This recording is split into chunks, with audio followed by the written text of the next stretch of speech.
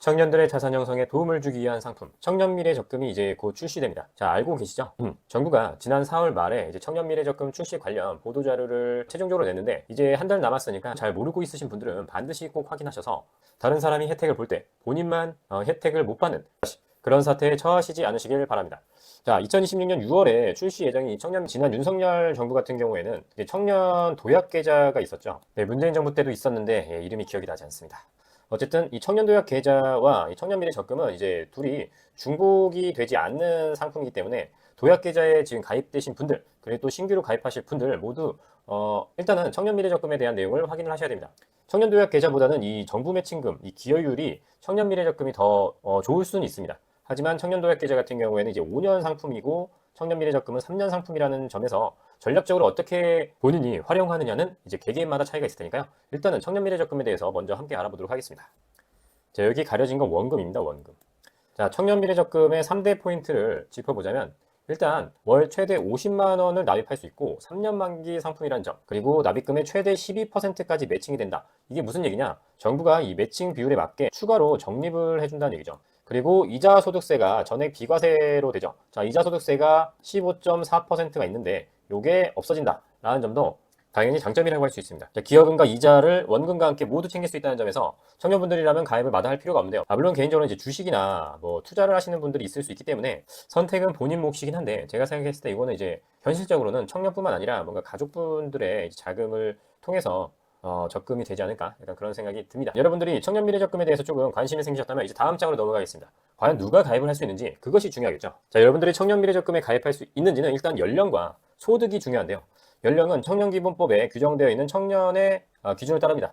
그것은 바로 19세부터 34세까지고요. 자, 요거는 만 나이인데 뭐 우리가 여전히 뭐 한국식 나이를 사용하고 있지만 뭐 행정이라든지 법에서는 만 나이를 기본으로 한다라는 건 알고 계시면 좋을 것 같습니다.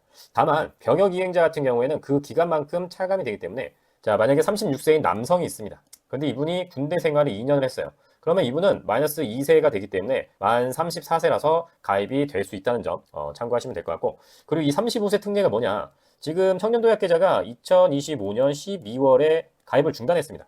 그리고 새롭게 탄생한 청년미래 적금이 이제 2026년 6월에 출시가 될 예정이죠.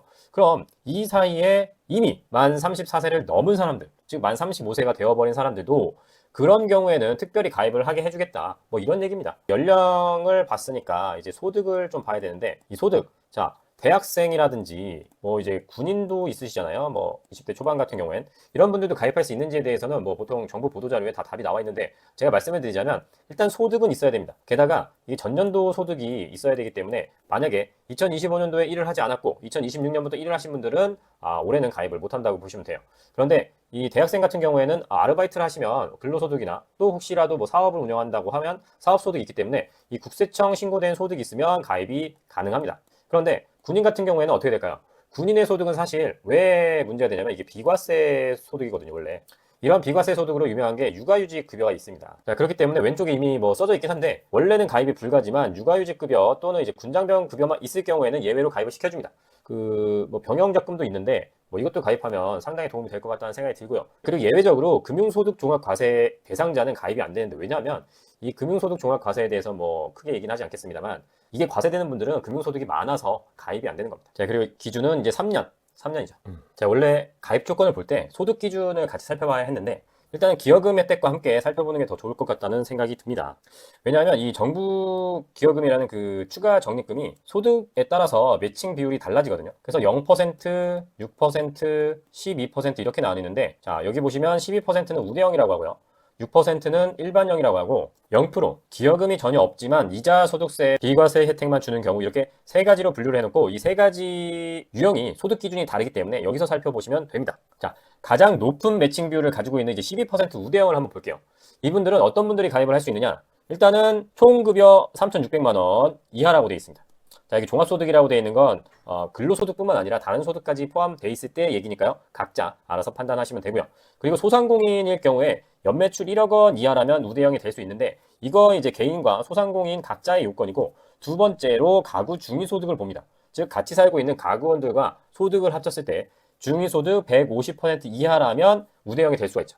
그런데 이게 안 되면 우대형이 안 됩니다. 자, 그러면 바로 옆에 보면 이 6% 매칭 같은 경우에는 가구 중위 소득이 이제 50% 늘어나 200% 이하잖아요. 만약 180% 정도 되는 가구 소득이라면 개인 소득 요건이 여기에 해당하더라도 일반형으로 매칭이 된다라는 점 이해하기 쉽죠. 간단합니다. 다만 문득 드는 생각은 이 중위소득 판단할 때 뭐 재산 쪽이 소득으로 환산이 되는지 약간 그 부분은 한번 나중에 봐야 될 것 같습니다. 그리고 일반적으로는 6%가 매칭이 되는데 만약에 그럼 50만 원을 만약 적립을 한다고 치면 50만 원의 6%는 얼마죠? 3만 원입니다. 3만 원. 그럼 아까 12%랑 비교를 해보면 이제 여기 6만 원이 적립이 되겠죠. 그런 차이가 있다라는 점을 이해하시면 됩니다. 다만 일반적으로는 이제 총급여 6천만 원 이하 그리고 지금 소상공인이 가려졌는데 이게 소상공인은 3억 원입니다. 3억 원. 3억 원까지는 가능하다. 그리고 일반형 소득인데 우대형을 해주는 게 이 중소기업 신규 취업자 특례라고 있어요. 이게 좀 헷갈리실 수 있는데 아까 제가 말한 대로입니다. 그러니까 소득은 여기 일반형이 맞는데 특별히 이게 전년도 2025년도에 중소기업에 최초로 취업한 사람이라면 우대형을 해준다라는 거기 때문에 본인이 혹시 해당되면 좀 더 알아보실 필요가 있고요. 그리고 이게 꼭 신규, 그러니까 최초 채용은 아니어도 된다고 합니다. 이직도 가능하다는 얘기인데 다만 이 고용보험 요거 가입 합산 1년 미만 요게 이제 중요합니다. 자, 그리고 마지막으로 가입을 하실지는 모르겠지만 비과세 혜택만 받기 위해서 가입하시는 경우라면 가구 중위 소득은 똑같이 200% 이하이고 개인 소득 요건은 아무리 그래도 7,500만 원을 초과하면 가입은 할 수 없습니다. 그 소상공인은 이쪽에는 아예 해당이 없기 때문에 대부분은 이 일반형이 많을 거라고 생각하고요. 왜냐하면 뭐 사회초년생이나 혹은 이제 아르바이트 뭐의 경우에는 우대형이 될 수는 있겠습니다. 하지만 이제 또 3년 동안 꾸준히 적립을 해야 된다는 점을 생각해보면 어느 정도 본인이 여력이 있어야 되거든요.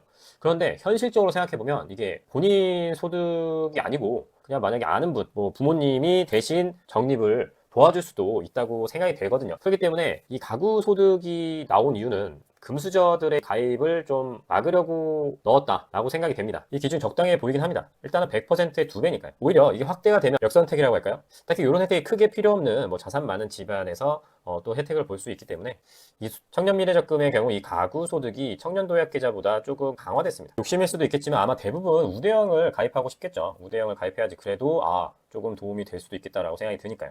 자, 그래서 우대형만 다시 한번 살펴보도록 하겠습니다.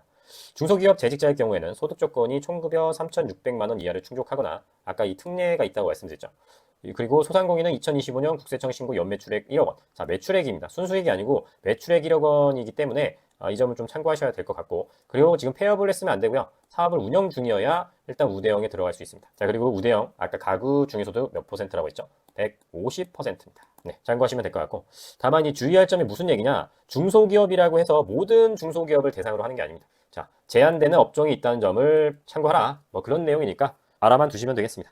자, 그리고 앞에서 말씀드렸지만 청년도약 계좌는 청년미래적금이랑 중복이 안 된다고 말씀드렸죠. 그런데 내가 지금 청년도약 계좌에 가입을 해 있고 나는 청년미래적금으로 가입을 하는 게 더 좋은 것 같은데 라고 하시는 분들을 위해서 정부가 갈아타기를 일단은 마련했습니다. 자, 이게 주의 보시면 아시겠지만 6월에 출시되는 최초 가입 기간에만 갈아타기가 가능하기 때문에 이거 모르시면 이제 못 하시겠죠. 그러니까 요거를 꼭 기억하고 계셔야 된다는 겁니다. 왜냐하면 청년미래적금은 이제 12월에도 또 모집을 하겠지만 그때는 갈아타기가 안 됩니다. 이 대부분의 자산형성 사업은 중도 해지할 경우에는 지원금을 받을 수가 없어요. 특별한 경우를 제외하고 말이죠.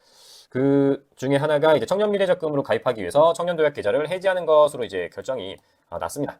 자, 여기서 중요한 건 어차피 가입 신청을 하고 통보 확인이 나온 다음에 이제 이렇게 특별중도 해지를 해야 혜택이 그대로 유지된다는 점. 그러니까 미리 해지하면 손해를 본다는 점 기억을 하시면 됩니다.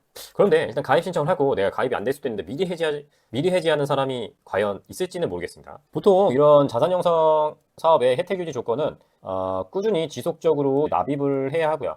그리고 가입했을 때 소득하고 매출액은 이제 전혀 상관이 없기 때문에 아무런 걱정을 하시지 않으셔도 되지만 아까 전에 말씀드렸다시피 우대형 12% 매칭이 되는 우대형 중소기업 형으로 만약에 혜택을 받고 있으신 분들 같은 경우에는 만기 한 달 전까지 총 29개월 이상 중소기업에 재직해야 우대형 12% 혜택을 인정한다고 되어 있습니다. 그러니까 이게 무슨 말이냐? 여러분들이 이런 자산형성 사업에 가입이 됐다고 해서 무조건 만기 때 모든 혜택을 다 받을 수 있다고 생각을 하시면 안 돼요.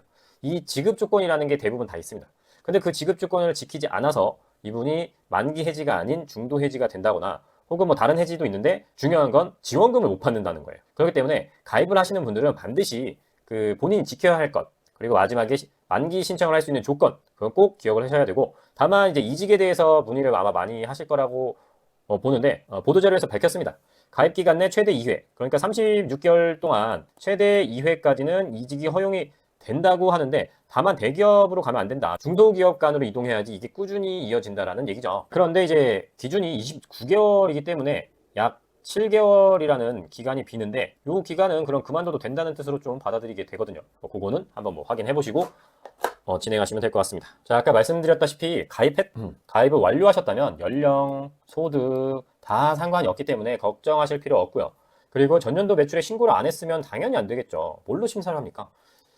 그 종합소득세 신고를 꼭 하셔야 합니다. 그리고 여기서 소상공인이라고 말을 하는 건 이제 뭐 사업소득만 가지고 있어서는 안 된다는 걸 얘기를 하죠. 소상공인에 해당이 되어야 가입이 된다는 점 기억해 두시기 바라고요. 그리고 이건 청년도약 계좌만 빼고는 다 이제 가입이 됩니다. 그러니까 중복이 오케이예요. 다만 지자체에서 안 된다고 하는 경우도 있기 때문에 혹시 지자체 상품에 가입이 되어 있는 경우라면 지자체에 문의를 꼭 해보시기 바랍니다.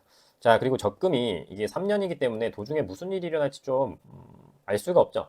그래서 혹시 사망, 해외 이주, 퇴직, 폐업, 질병 이런 게 있는데 특별중도 해지에 해당이 되는 경우에는 그대로 혜택이 유지가 된다는 겁니다. 다만 일반 해지, 이 특별 해지 사유에 포함이 안 되는 경우에는 혜택이 미지급되니까 그냥 이자만 받고 끝나는 거죠. 이자까지는 받을 수 있어요. 은행 상품이랑 똑같으니까. 그러고 보니까 아까 그 7개월이 약간의 여유가 있는 이유는 퇴직을 하고 이직을 하는 그 사이가 좀 길 수가 있기 때문에 아마 그런 걸 고려해서 정한 것 같습니다. 퇴직하고 나서 뭐 해지는 할 수 있다. 그리고 청년미래적금도 아마 이 납입 유예 시스템은 조금은 있을 거란 말이에요. 6개월 정도는 아마 납입 유예할 수 있게 하는 그런 게 있을 건데 내용이 없어서 일단 여기서는 패스하도록 하겠습니다. 자, 물론 출시는 이제 6월입니다만 6월에 출시가 되면 어떻게 신청을 하는지가 궁금하실 건데요. 자, 청년미래적금 신청은 앱에서 100% 비대면 신청이라고 되어 있고요.